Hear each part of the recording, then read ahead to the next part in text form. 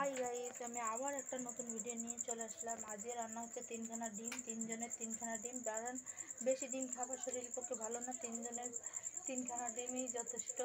আর আমরা ছোট ফ্যামিলি তো, তিনজনের তিনখানা ডিম, এটা কেটে দিলে ছখানা হয়ে যাবে। আর সেই জন্য তিনখানা ডিম নিয়ে এসছে। আর কাটলে কিন্তু মাঝখান থেকে কেটে কেটে, আমরা যখন মানে অনেক ভাই বোন ছিলাম তখন কি হতো, মাঝখান দিয়ে ডিমটা কেটে দিত, দিয়ে সবার এক চাকা করে ডিম ভাগ করে মানে খাওয়া হতো। ফ্যামিলিতে অনেক লোক থাকলে তখন কিন্তু এরকম হতো।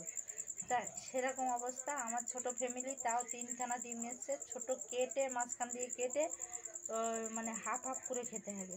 তাতে কি হবে, আরেক বেলা হয়ে যাবে। খেল যা দেখাই না আমি। আর যাই হোক, আর এখানে দেখো সয়াবিন বড়ি, একদম দামি সয়াবিন বড়ি। বড়িটা কিন্তু ভালো, অনেকক্ষণ ভিজানো আছে। ওকে পরে জল ঝরিয়ে একটু ভেজে নিয়ে তারপরে রান্না করব আলু দিয়ে আর ডিম দিয়ে। আর এটা রান্না হবে আজ নিরামিষ কোনো রকমে খাওয়া। যা